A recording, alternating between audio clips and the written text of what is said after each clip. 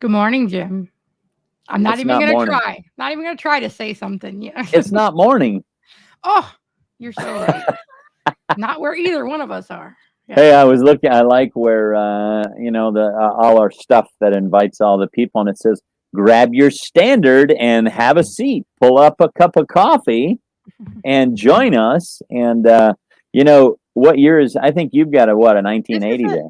this is a 1974. It's become my favorite lately. It's one of the anniversary ones, so it Yeah, has more yeah, stuff. yeah. Mine is the 1938 edition because it still has all the production stuff in it.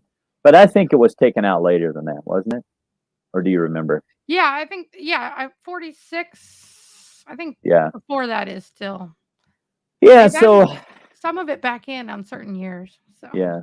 So listen, we want to greetings to all of you, and it is good to be with you. We're now for those of you who noticed last Monday we were live, but Facebook was not, and we thought maybe it was our fault, but it wasn't our fault. It was Facebook's fault. So we're back live on Facebook now, aren't we? yep, should be Oh, working. oh, goody, goody. And so I am. Can't remember where I was last week, but I am up in. You were in a restaurant in Asheville, North Carolina. No, I was in Johnson City. You Oh, just, yeah, you. very I was. far. That's close. 1 hour apart. Today, though, I'm up in the Minneapolis St. Paul area, up in where it's getting cold. All the leaves are changing, and it's actually a beautiful day. And so I was up here sharing some vision with people about the Global Poultry Initiative and doing some fundraising. And so here I am with a different background. I thought, it's a nice variety. It seems like you're in the same place every time we Yeah, talk. I'm even gonna wear the same shirt every time because it gives me comfort. So you but need variety and I need stability. Everybody's well, different. Yeah. I know. But what I was going to say is I'm up here for the next few days, and I'm definitely going to get out and walk. The sun is shining up here. What? Oh, you said you had rain last night. Yeah. Well, it's been rainy and stormy for about a week now, so I'm ready for that to be over. So And you haven't moved the birds yet because of the rain. nope, correct. Yep. Wow. Yeah. And while I'm thinking about it, we're only about 2 weeks or so, and I'll be at your place. Yep. I'm We're excited. looking at we're looking at Rhode Island Reds, and we're gonna maybe try and do a little bit of some filming too, right? We'll see. See if we can get anybody to hold the camera. Oh, well, um, I'm sure we could find somebody to help. But anyways, it's good to see you, even though I'm a long ways up here in the upper Midwest. By the way, did you notice a lot of poultry shows happening now? It's cool to yeah. see things. Matter of fact, Saturday was I want to get to this show is the Central Indiana show. They had over like 3,200 birds or something like that. So, but I have some judging coming up. I'm judging in North Carolina the end of this month, and then I'm going to be in South Carolina in November. And so it's kind of fun to see chicken stuff starting to become normal again. Yeah. Yeah. So, anyways, but it'll be fun to come and visit with you and hang out with some Rhode Island Reds. Were you getting ready to say something? Yeah, I just wanted to say we've temporarily put our breed of the week on hold. Um, we found that it seems like I mean, that we can get more in depth with the breed and more oomph out of it when we're actually talking to somebody who What's raises that oomph? breed. Oomph? What is oomph? I don't know. More Power, value. More energy, value. value. Yeah. More Okay. value All when you're right. talking Yeah. with people who actually breed that breed. So we're got our fingers out to a lot of different breeders and breed clubs, and we've got some people who have agreed. We just got to get it scheduled. So just know I we're not will. getting rid of that. We're just trying to make it better by making it more authentic. And not only that, but there are some breeders that simply don't have the technology, but they're awesome breeders. They're so good. And they're like, hey, I don't have the technology, whether it's, our Lakenvelder guy, I forget his name. Anyways, remember he had his iPhone and we were walking around Yeah, on his farm and yeah, that was awesome. yeah. We'll So just have to send you to go visit them. See, because when you're there, since all you need is a phone and a little bit of internet connection, then that's true.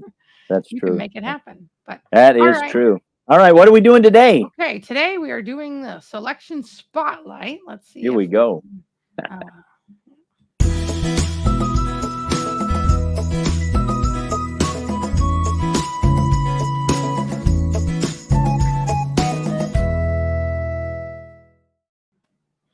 all right. That was cool. Had I seen that thing before, that spinning I thing? don't know that we have. I don't know that you have. Ooh, it's a new Karen mechanism of making the show a little bit more attractive, huh?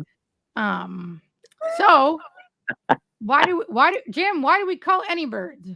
Why don't we just keep them all?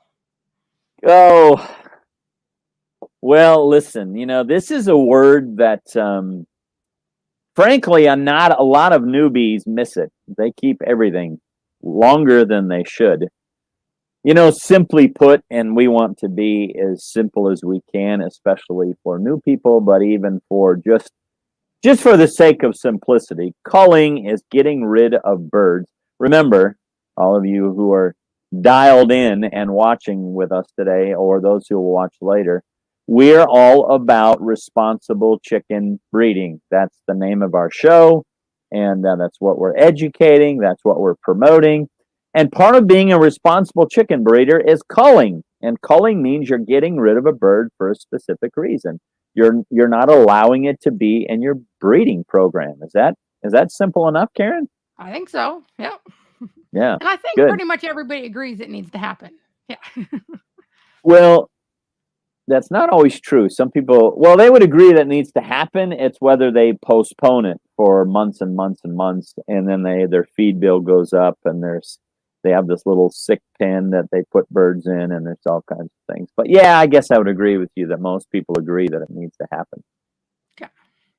So again, starting with the easy stuff, I think, you're culling for physical defects that would make the bird not likely to be a healthy, good bird. So poor Not vigor. able to function properly. Yeah. Exactly. So yeah. Poor vigor, same thing. Lack of breed characteristics. You want to explain that? Well, breed characteristics. If you look in the standard, whether it's a new one or an old one, all the standards, there's always a list of breed characteristics for every breed. For an example, you've got leg color, you've got skin color, you've got the kind of comb that the bird is supposed to have. And so it's that list of characteristics that are very unique to that breed. How's that, Karen? That's good. I'm going to give you a quiz right now that you will ace with no problem. So it is amazing that in the chicken world, it seems like there's no absolutes. So there are a list of disqualifications that are disqualifications for all breeds except for one. Can you think of any? That's something that it's not. Let's just say vulture hawks. That's a disqualification for all breeds except. Oh, probably there's a breed called sultans that are supposed to have it. Yeah. So that's what I find funny when I look through the disqualification list, that, the disqualifications are supposed to be a very bad defect, except for there are times when it's okay. Yeah. That's exactly right. That's exactly right. Hey, can I rabbit trail on that little question right there? Would that be okay? I know that's a violation, but this person says, what do you do with your cull birds? We're going to hit on that. It depends what age you cull it. So we'll come back to that, hopefully. I mean, obviously, if maybe I shouldn't have opened up that can of worms. Go ahead, Karen. All right. So lack of production characteristics. Is that in our standard? Well, it was in our standard. It's not as emphasized as it once was, and I've explained that probably on our show many times, but definitely in everything that I write and all of our training, anything that we do with slow poultry seminars, any training that we do, I'm definitely advocating that people pay attention to production characteristics. So for an example, and I don't know if I might have, I think I referred to this last week, but in the 38 standard, it actually has a section that says, how is it titled? It's titled, hang on just a second. The economic. The what? The economic qualities. That's it. That's it. Yeah, and I forget. I should have had that bookmark. But anyways, there it is. For economic qualities of standard bred fowls. So yes, you need to cull birds.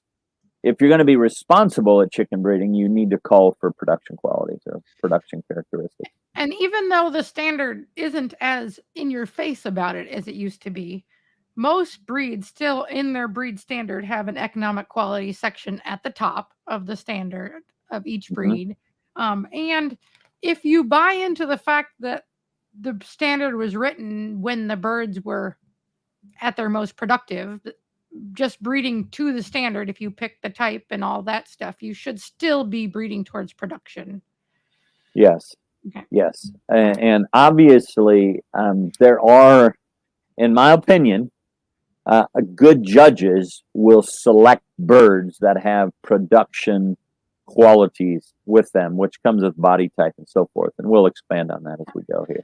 All right, and I threw this last one on there. It's not usually on anybody's list, but I'm a little bit of a believer in that the breeder actually does get to make some choices. Not every single thing is written in stone in the standard. So you Yeah, give me an example of something you were thinking of. oh yeah, I don't know.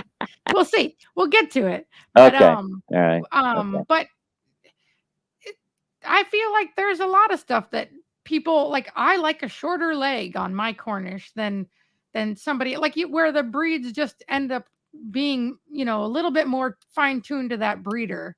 Where people say like, oh, when I see one of those, I know whose bird that is because they. And it's not that it's right or wrong. It's just that that looks good to them, and it's what they're trying to do. yeah, So, yeah, yeah. but maybe Okay, I'm wrong. no, you're not wrong. I'm just trying to think of a good example, but we'll think of one as All right. something may come to my mind as we head through the show. All right. So I feel like there's a bunch of words that people throw around that I know you explain over and over again, but you can pretend we're in 4-H here. Help me understand the the difference between these things. Yeah, so we are in 4-H, and or FFA, or we're just in a basic entry level seminar here. So let me try and simplify these definitions. Obviously, you can read them in your standard or pull them up on Google, but a disqualification simply means that the bird has something wrong with it and it cannot place. So we put disqualified on it. That means it can't place. Or typically, when I am placing birds, they'll be, I place 1 through 5. I've mentioned that before. And if it's still disqualified, it cannot place any of those 1 through 5. And in general, those tended to be the reason they were disqualifications is because they're either extra bad or um like something that's inherited that becomes a problem, right? Like aren't they usually Well, generally, yes. I mean, trying to think. If you get a side sprig on a single comb, that's a disqualification. That can potentially be, reproduced. When you get split wings, that's not necessary. But a disqualification, oftentimes it is genetically transferred, from parents to the progeny. But there are a few others that there's always the exception to the case when it comes to disqualification. all right. So what's a defect then? Actually, tell me what's the difference between a defect and a fault? Are they the same word? I mean, it's Yeah, I would actually wouldn't use the word faults. okay. I will always, just to simplify for our 4-Hers and FFAers and newbies, that I simply use the two words of disqualifications and defects. And defects are something's wrong with the bird, but it is still able to place. So the severity, for lack of a better term, the severity of what's wrong with that bird still allows it to place. For an example, a minor on a single comb, one of the points might, fall to one side and just be leaning over a little bit. That's a simple default. It's not a disqualification, but you do want a straight nice straight single comb, and you don't want the points, teetering or tottering one direction or another. That's just simply a defect. Does that make sense? Yep. And I use that illustration because you have two single comb breeds, and we've seen combs like that at your house, and where the point might be a little bit wrinkled or leaning one way or another. So, Yep. yeah. And then this bottom one, that goes the same as that previous slide, where there's stuff that's here's what I'm thinking of, the undesirable traits. So I feel like there's sometimes unwritten standards that like a breed club knows more about. Like in our Australorps, there were people that were like, oh, make sure their breast doesn't show a dent down the middle. Well, that's not anywhere in the standard, but it's something some people are very serious about. And Yeah.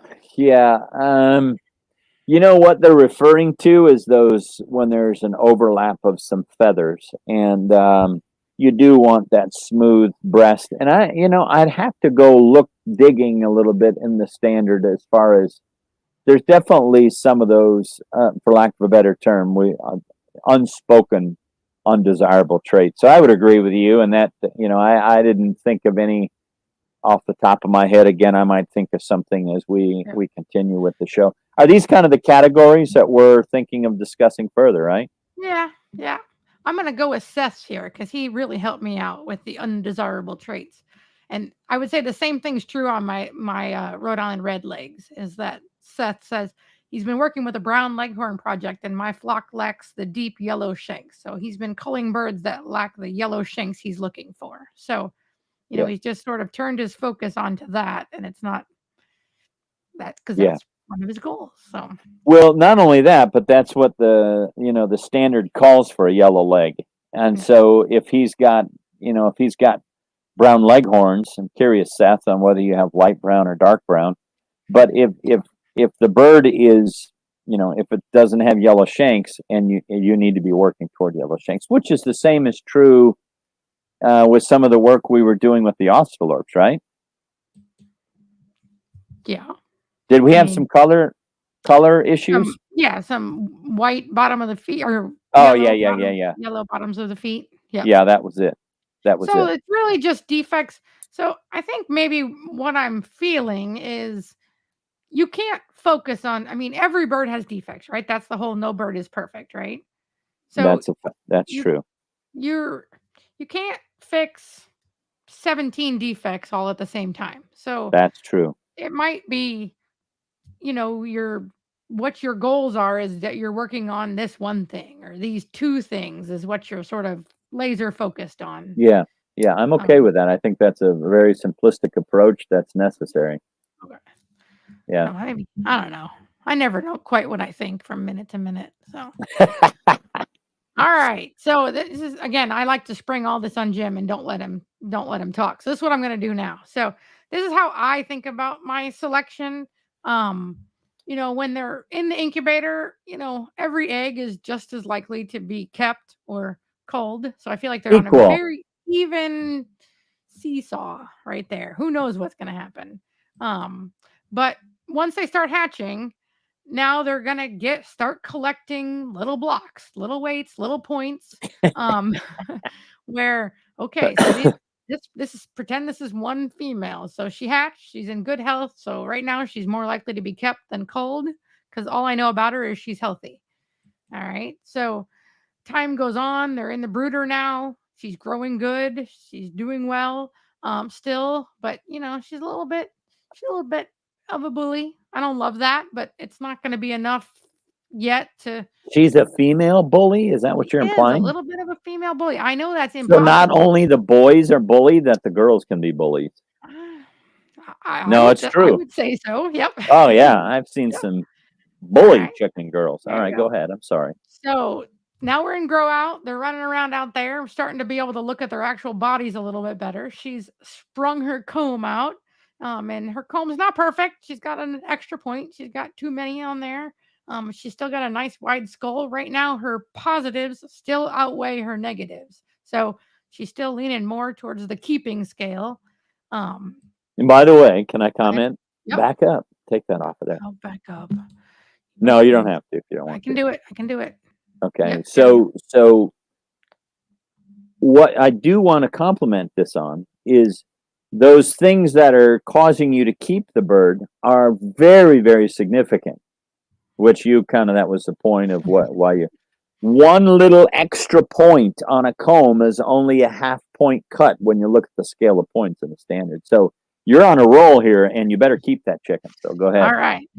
Um, all right. But now time is catching up to her. So this Rhode Island Red laid her first egg at 17 weeks. She's not full grown. She's nowhere, in my opinion, nowhere near ready to stop growing and start laying eggs. So that early egg to me is a negative. So now she's back. Oh, her body's good, but these things are starting to go back towards who knows if she's being kept or not. Yeah. Um, my Wait, next by go the ahead. way, have you had any of your reds start laying at No, 17 not weeks? that early.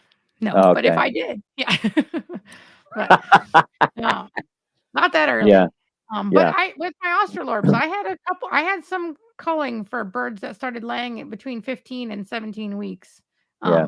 They didn't enough to chop their heads off, but it was something, like I said, a negative on their record, in my Do opinion. you want me to talk about why an egg that's too early is not a good Sure. thing, or save that for later? No, go ahead. We're here to Well, educate. here's the thing, people. You look at every commercial chicken book, and it will say, "Let's try and select or breed for an early and earlier egg producer, one earlier and earlier and earlier and earlier." But remember this: the simple little summary for all of you chicken people who care about these little details. As soon as a hen starts laying, she stops growing. So in Karen's case, she's breeding standard bred Rhode Island Reds, and a Rhode Island Red is a brick shaped bird that takes a little bit longer to really fill out its body. So if it starts laying early, then it quits growing, and the body may not actually fill out to it what it was originally intended to be. And so it's just something you want to remember. We do, in some cases, we want to um, improve the age at which a hen starts to lay an egg, but in others, we don't want to speed it up too fast. And so sometimes you got to slow it down. So, anyway, that's just a quick little summary of that. Yeah. All right. So now we're at So they're equal right now. Oh, that's but right. she Well, went broody. and she went broody. And so for me, she went broody at 8 months. She went broody in her first year. She, to me, as work, my interest in production, that's a negative. And at this point, I'm probably gonna let her go. Bye um, bye now. bye bye, bye bye. Two, what do you do with cold birds? Everybody has their own opinion. So, Well, but we could comment here on what yep, to do with this yep, cull because yep. she's 8 months old. She's broody, and there's a whole bunch of people that like the broodies because, you know, um, they want them to sit on their own eggs. They don't want to use an incubator. So somebody will snatch up that hen for you. Yeah. Now, And that Karen, why don't you want broody Rhode Island Reds? well, it's not really in my opinion, it's not against their it's not against their standard, but it's not required in the standard. Right. And the big one for me is going broody at 8 months. Like if she went broody in year two, I'm okay with that. And I know different people have different opinions as to whether that's related. But in my opinion, Rhode Island Regs are late to start laying, so I don't really want a bird that goes broody, 2 months into laying.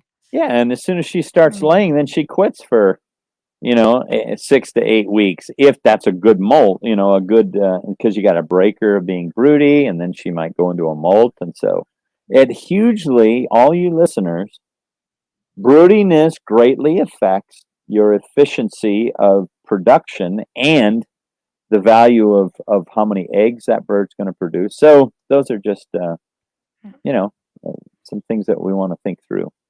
So, and just to get to this question now, so I would sell this hen. She's a young hen with I would have no problem finding a home for her. And I don't have a name to live up to. Some people have like don't want to let their birds get out because it looks bad for their reputation and their name. And I understand that. I just don't have one of those. So I'm not worried about that. Well, and even if you did, I mean, even if, and I think you're moving into a season of, you've been with these Reds and Aussies now for a number of years, but you can still say this is one of my culls. I'm selling it as a um, as a Pet. laying hen or Yeah. as a pet, yeah, as a pet or as a broody hen, and you can be selective on who you sell it to, because you're not going to sell it to somebody who's like, oh, I really wanted a real productive bird, and so I think there's ways in which you can get around that. So you can butcher them, you can sell them, you can just kill them and bury them. I mean, everybody you can. I mean, you get to make Oh, that. there's a That's ton of people yeah. who, yeah, when it comes to culling, they just destroy the bird and bury it. Then there's plenty of people who Please eat kill it them. first. Please don't just Yeah, bury it. yeah. But So um, yeah, all right. So, but that's a either a little bit. That's a breeder desire or a breed thing for a different breed. If I've got what is it? Dorkings that are like broodies actually in the standard. it So I is. mean, yeah, that same thing happens to a Dorking, and that's gonna move. That's gonna move on the positive side of the Yeah, I teeter totter. mean, So yeah, it's exactly right. And you want a Dorking laying in her or going broody in her first year. That's part of the breed characteristic. So it's very observant of you. You're learning your birds pretty well. yeah, Great. yeah. Either that, or you're sitting there staring at the I standard, or just you I look. just like exceptions. My brain is that's my problem with the standard is there's an exception to everything, and I feel like that's what I focus in on. All right, so here's the next thing that frustrates me that actually caused this show to happen. Um, so this is from the 1938 standards. This is a disqualification or a defect. Split tail. So it says in the little type there, in young birds, it's a defect. In old birds, it's a disqualification. So where that takes my brain is there are actually things that are wrong with the chicken that somehow will work themselves out as they get older. So because Well, otherwise that doesn't yeah, make sense. Yeah. yeah. So here's what you need to be careful of. There are some things, and like this. This is a great example. This is okay in young birds, not okay in old birds. But you've got to be careful to take each one of these issues as a standalone issue. Example: you every breed of chicken, people need to remember that we have adolescent plumage, and your adolescent plumage is going to be replaced as a bird grows by adult plumage. Now, it varies and looks a little differently with different breeds and different colors of how that's all going to happen. So, a lot of times, there are breeds that may, a bird that looks like it in its adolescent plumage or in its incomplete uh, filling out of plumage may look like the bird has a split tail. But as it gets its adult plumage, if there's any sign, and well, let me say this: when it's growing and looks like a split tail, or when it has adolescent plumage and looks like it's got a split tail, you want to give it time and give it grace before you go culling it, chopping its head off, and getting rid of it. Now, when I have when a bird is all of its adult plumage is in, and you still got a split wing or a split tail, now we're talking a different story. So it varies a little bit based on what the subject is. And that's what the standard is referring to there with a split tail. Does that make sense, Karen? Yes, it's all about timing. So but It that's is about timing. all Yes. right. And So yes. the answer to the first one is can you cull too early? So And that's a simple yes. And here's the thing.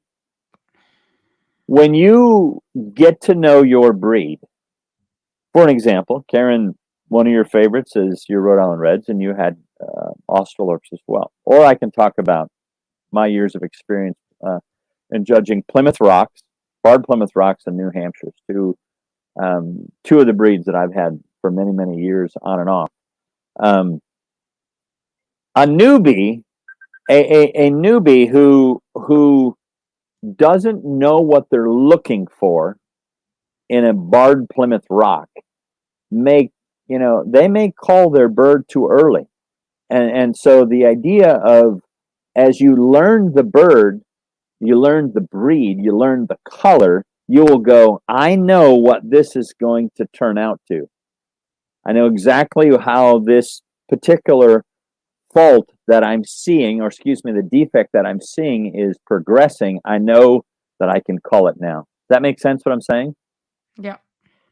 So just like, you because you raise so many Rhode Island Reds, when you know that when certain color defects are the more you raise them, the numbers, you'll go, I know what that color is going to turn out to be if there's a color defect, and you will see it. When like in the black surfacing on the birds, you see that early on. Am I right? Or do you not remember? I Well, don't know. You're talking black on no, I wouldn't say that I'm looking for the color early on the Rhode Island Red. So okay. I maybe Well, should be, but right, right. So, well, there are defects that you will begin to recognize the more you breed, the more birds you raise, and you'll be able to recognize how they're going to turn out. For another example, is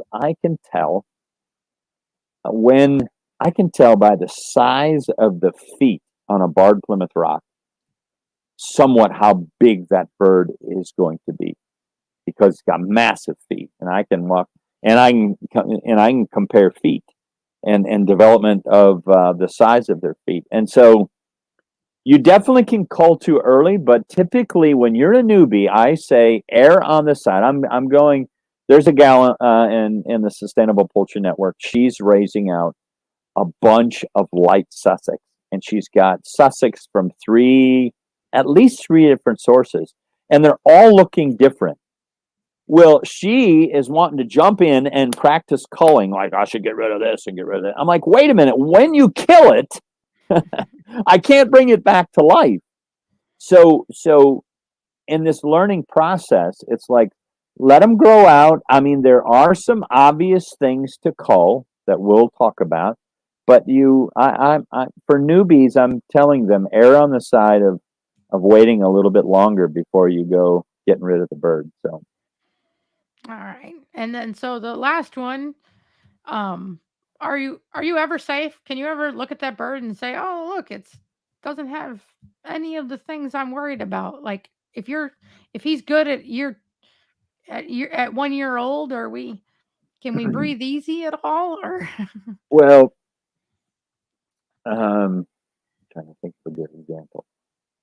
There are things that change the older the bird gets, mostly in, with color defect.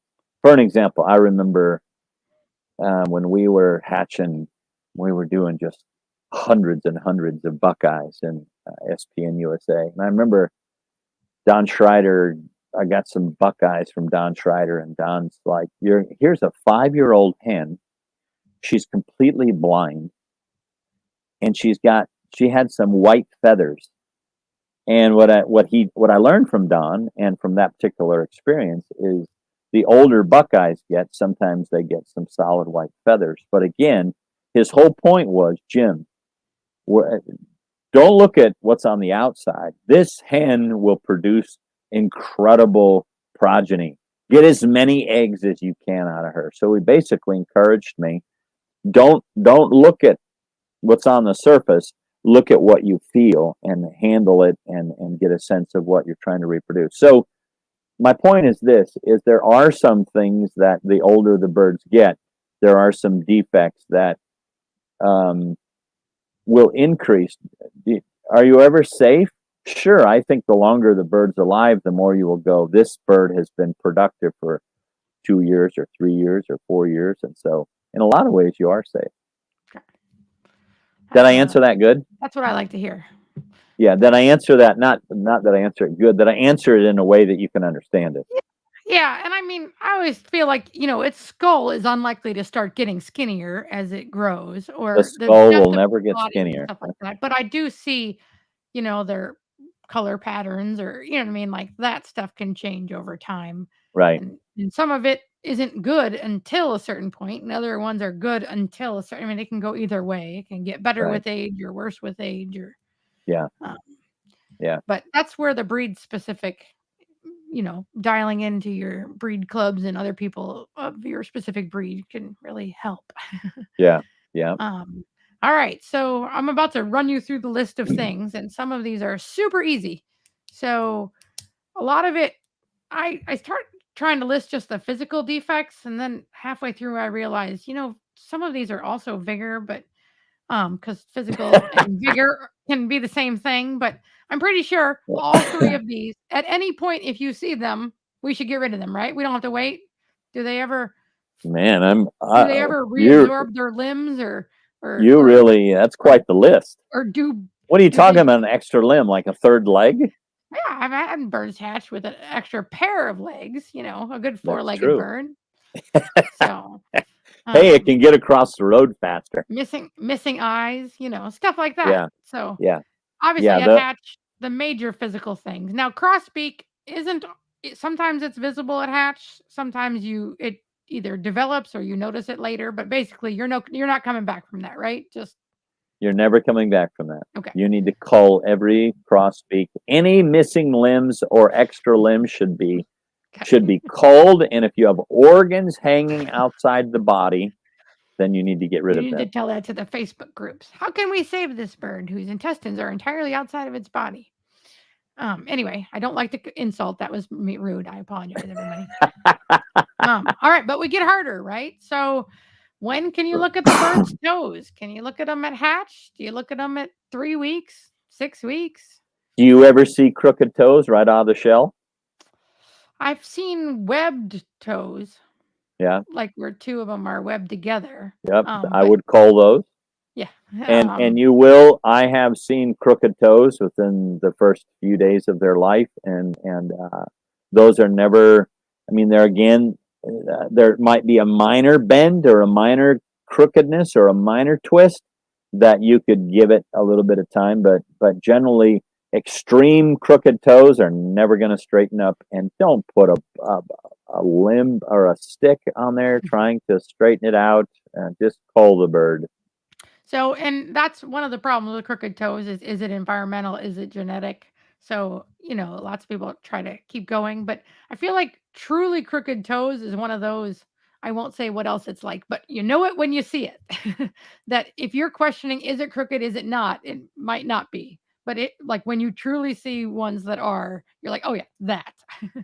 Yeah. So, Yeah. all right, this is my favorite crooked keel. When are we looking for that? Well, you probably, because this has just been an area of real passion of yours and studying it, you probably have a little bit more because you had a line that had crooked keels for several generations. So obviously, at point of selection, with I mean, you're going to miss that. You know, I mean, what age were some of your birds when you started noticing it? Yeah, so the keel is, as you know from eating chicken, the keel is not a bone. I mean, it's not hardened. It's, I don't know the specifics. I'm sorry, everybody, but it's a soft, pliable thing up until a certain number of weeks, depending on your breed, and then it starts to solidify. And it doesn't really completely solidify, I think, till about 8 months old, which is why most of the eaten chickens, it's still cartilage at that point. It's not a firm. So for me, the earlier it's crooked, the worse. Do you know what I mean? Like, so if it's, but there are keels that feel completely straight at 8 weeks, 12 weeks, 16 weeks, 18 weeks, and then things start to go bad. So that's going to be a your line thing, I think. But it, for me, it pushed my culling out further because when I was culling at 18 weeks for the majority of things, I just could not be guaranteed that not, there's no guarantee. I was missing birds that it would then everybody I selected ended up crooked. So I had to push selecting for other things until I got past the hump of where it started. But I found by, 20 to 22 weeks, um, they were either they had already started to. I mean, things get worse, but they had already started some indication of bending. If Right. um, So your point is yeah, on the crooked keel is that you found that, in a sense, you recognized it, when the bird was half grown, and then it could have been straight then, but a little later, as in it actually got crooked.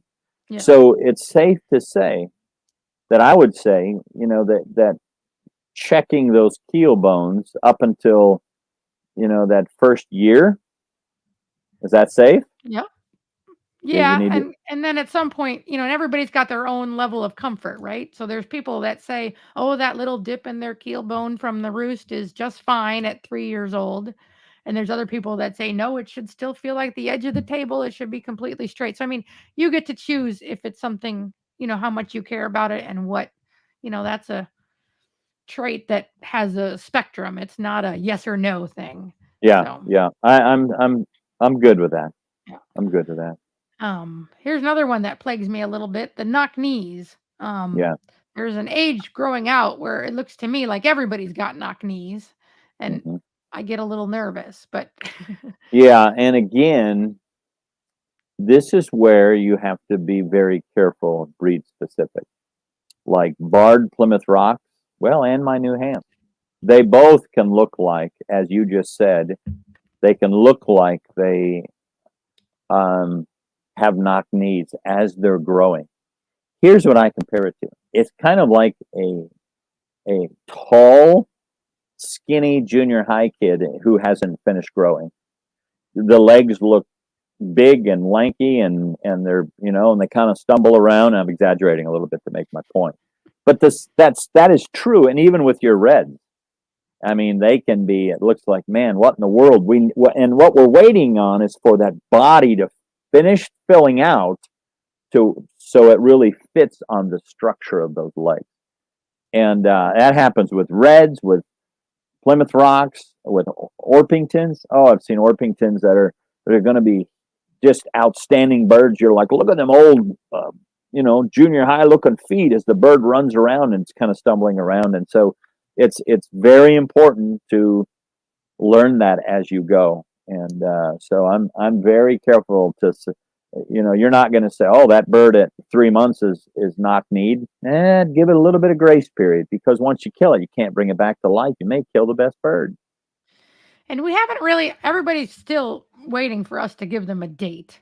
So, is there if Jim's always going to be able to select before I can. He has decades of experience. I am a baby breeder. So, I mean, I don't, that's going to be different for everybody. But there is like a recommended butcher age, sexual maturity age. Like there is a time that you can feel comfortable at least starting the process of selection, isn't there?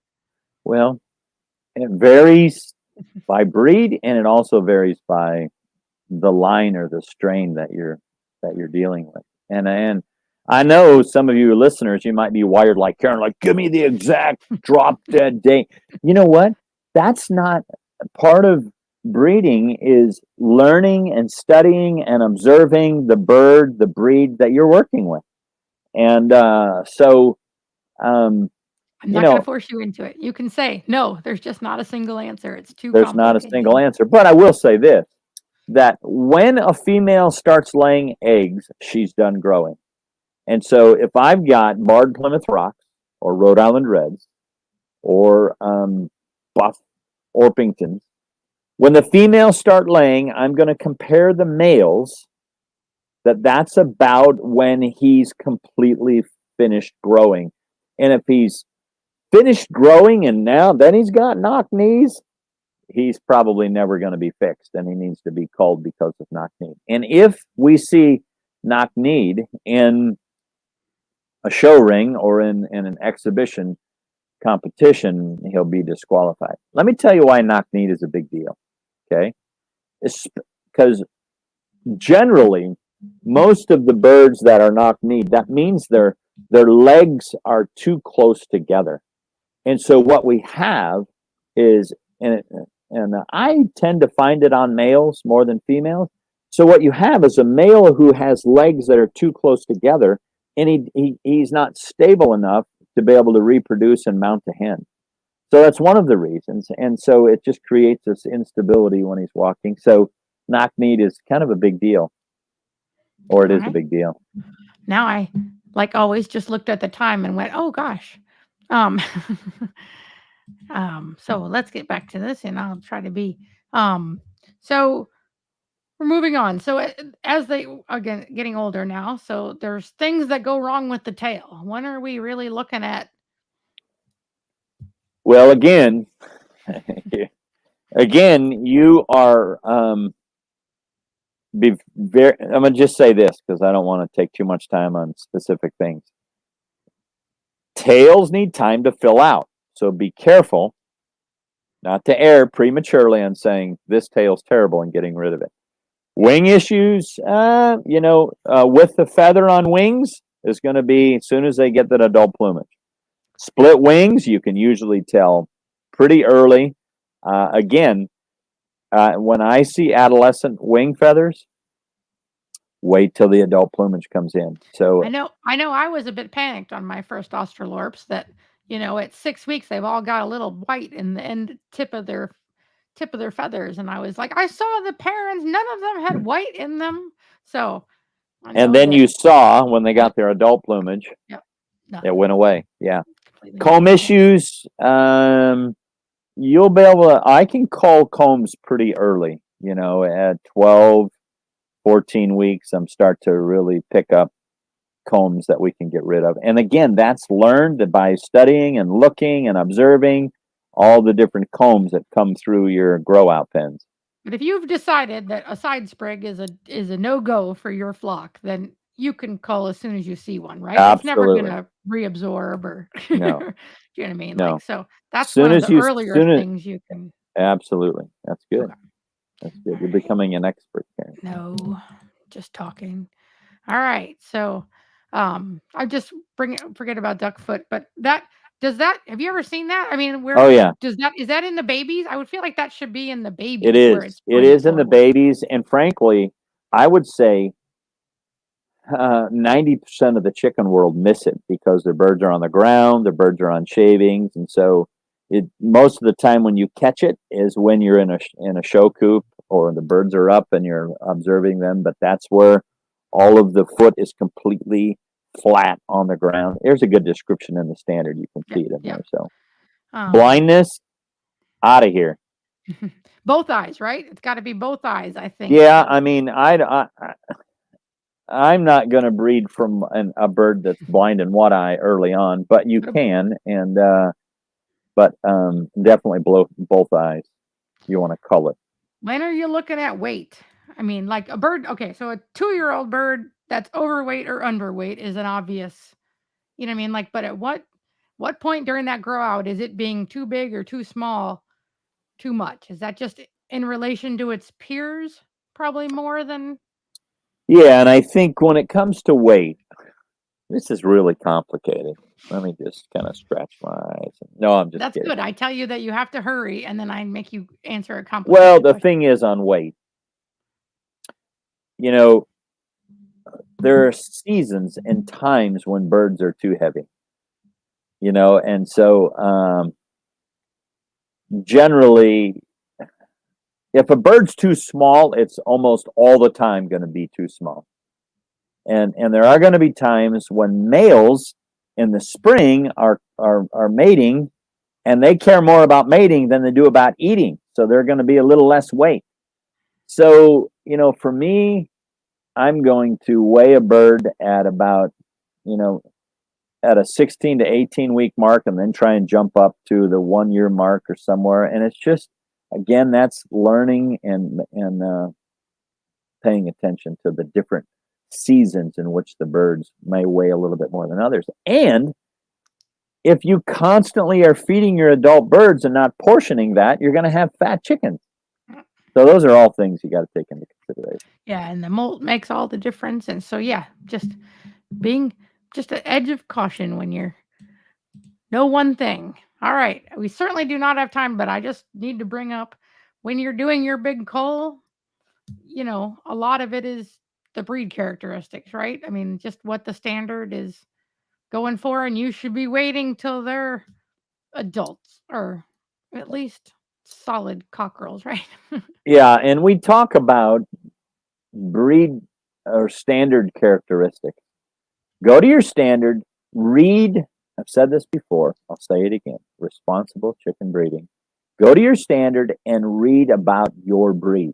What does it say about the skull and the leg length?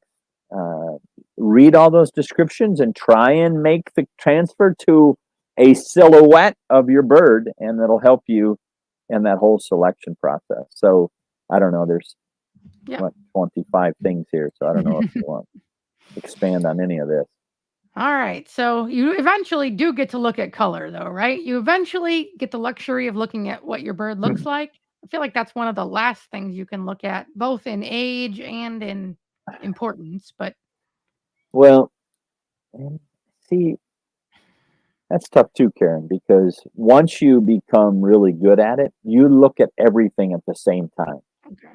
So I don't, when I'm looking at the body of a New Hampshire, I'm looking at the color at the exact same time. It's just part of maybe how God's wired me and why I love to judge Well, and I what. somewhat meant the age, right? You're not looking at the color of an 8-week old. You could Oh, look at the type of an 8-week old New Hamp and you have a that's feeling where true. it's going. But color, well, maybe you can look at the color of an 8-week old to know. No, no, it's in that sense it is hard. It depends. You're right. You're right. I do want, even on your Rhode Island Reds, though, I can, I'm going to be looking at color as much as body. I kind of look at it as a whole package. Now, in my mind, there's priorities. Like if I got a great colored Rhode Island Red and it doesn't have brick type, then I'm going to go great color, poor body type. But you'll learn along the way, you'll learn to look at the bird as a package. And that's type and breed characteristics and color, and you kind of look at it all together. But definitely, color does come really defined after it gets its adult plumage. And maybe even after its first molt. I feel like there are some birds out there that you really take until after their first molt to either confirm Well, or yep, and it goes the other way too. After that first molt, it could actually take a turn for the worse based on color or So it goes both ways. all right. And just there are some color disqualifications in the standard. So color is not entirely, everybody who says, don't even begin to look at color until you've got everything else good. There are some things in color that you're not going to get rid of, Yeah, they really are important, right? yeah, yeah. This is where I would offend some of the non-exhibition people. There are people who are breeding standard bred chickens that are completely ignoring color. And I say you are not breeding to the standard because the color is still important. And so if from Delawares to, they're any multicolored bird, if you're not breeding to improve the color, then you're not breeding to the standard. So those of you who are out there who go, I don't care about color. If you've been raising them for 5 years, 6 years, 7 years, and you still don't care about color, then you're not breeding them to the standard. And so that's my little pet peeve. Because so much in the Sustainable Poultry Network, people have erred on the side of, oh, it's all about production, production, production. And I promote and encourage that. That's what the standard says, care about the economic qualities. But if you can't erase color, that's a major attribute of the bird. And so, yeah, and foreign color is where let's use a partridge color pattern that gets a solid black feather, or there's certain color patterns where you'll get a color that is foreign to that color pattern, and you need to be careful with that. A poor pattern, I'm not sure. Did you get that I term don't from the know. standard? Just ignore it. Yeah. Well, one of the things when you think about, Well, there's mossy and do you know what I mean? Like there's some stuff that relate to yeah, yeah, peppering and that's true. fuzzy. You know what That's I mean? true. Like that's where I was. Yeah, that's great. That's great. For an example, in a buff Orpington color pattern, Sometimes you will get that black peppering, and sometimes it's only in the tails. Other time it's all over the bird, and so there's different issues that you have to address when with the color. Positive enamel white. You're talking about the color, so if I'm judging one of your Rhode Island Reds, and I find a solid white feather, I'm going to disqualify it. I have to. Okay. If I find, as I'm looking through undercolor, and I find a small little bit of white, in a feather that's buried underneath, I'm going to make a note of that. It's a defect, but I'm not going to disqualify it. Actually, the standard gives us the leeway not to disqualify that bird. And so you do, solid white feathers, solid black feathers, and a white bird. Those are obvious disqualifications. Yeah. That makes sense? Yeah. And like I said, when the standard talks about positive enamel white, I liked how they almost always have the word positive. Is there a negative enamel white?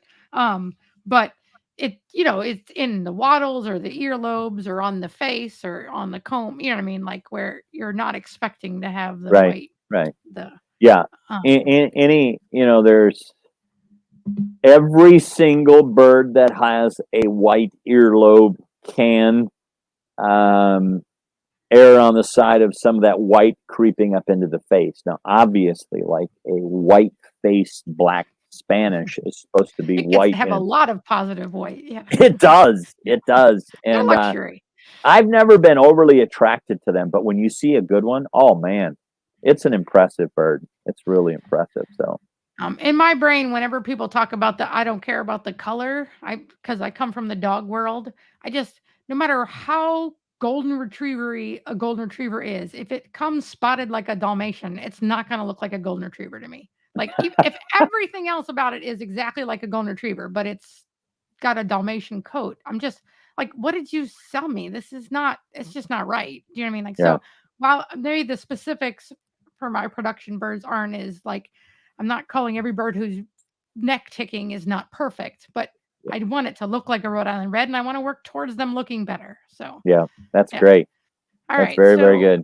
Yeah. we're gonna rush through these. So the longest thing, in my opinion, to cull for is production qualities. They have to start doing it. I mean, if you're raising meat birds, then that's the fastest production qualities you can get to because you can figure out how much they gain weight and how efficiently they do it. But anything regarding egg laying and even Yeah. temperament, like And to me, all of these things, those of you who are watching us live, you may stop it here and just write these things down and do a little bit of some further study. All of these things become very, very important when it comes to production qualities. Is there something specific you want me to mention here, Karen? no, just that if you want to truly include them, then same thing. Culling at 14 weeks is hard to do.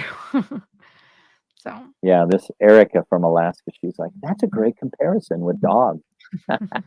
It's true. It's true. So, anyways, all right, we're hurrying up. All right, so this is that same thing we talked about before, so I'm going to ignore it. But I want to just talk for a second about my goals, and just to show that not because my goals are super important, but how you can choose your own emphasis. So right now, production really is something I'm working on. So you have that same perfect bird from before. It's got great wing color, white skull, good rate of growth, good health, but she just doesn't lay eggs. Like, so for me, that little weight on the scale of she doesn't lay eggs is just that weight is big enough, in my opinion, to just discount her. So you get to make your own choices as to what you're focusing on. So we talked about the keels, we all know that, but same thing. If I have a crooked keeled bird young, now not crooked keel at 3 years, but if I have a crooked keel bird young, there's just not much of anything that's going to keep it here with my current focus. and I like what you're saying, and I support that, Karen. So, All right. obviously. So, and then, but we talked about this. This is on the other side. So I got a girl out there that's giving me 260 eggs a year, and she's been healthy for all this time.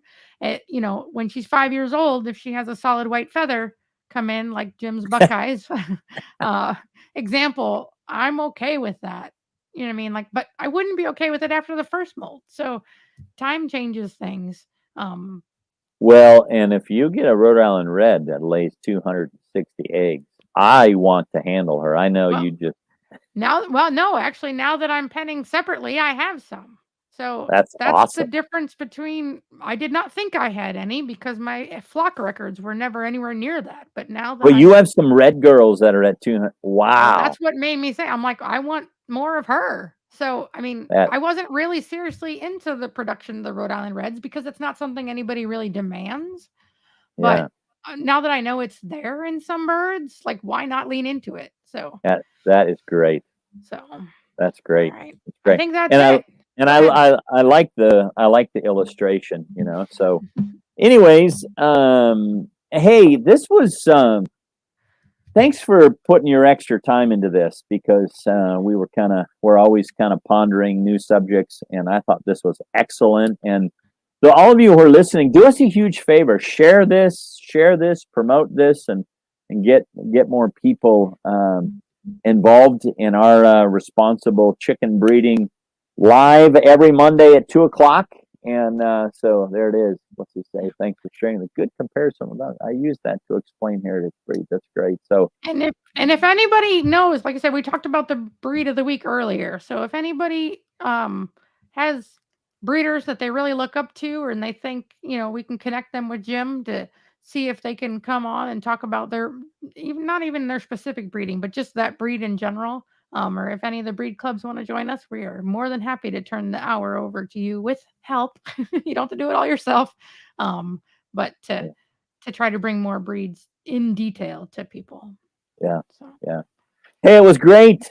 Karen, thanks for being our lovely producer and our host and helping me kind of walk through all this. And you actually keep us, yeah, we're only 2 minutes over an there hour. you go. So, all right. If hopefully y'all will be willing to come back, and we'll see you next time. All right. Have a great day.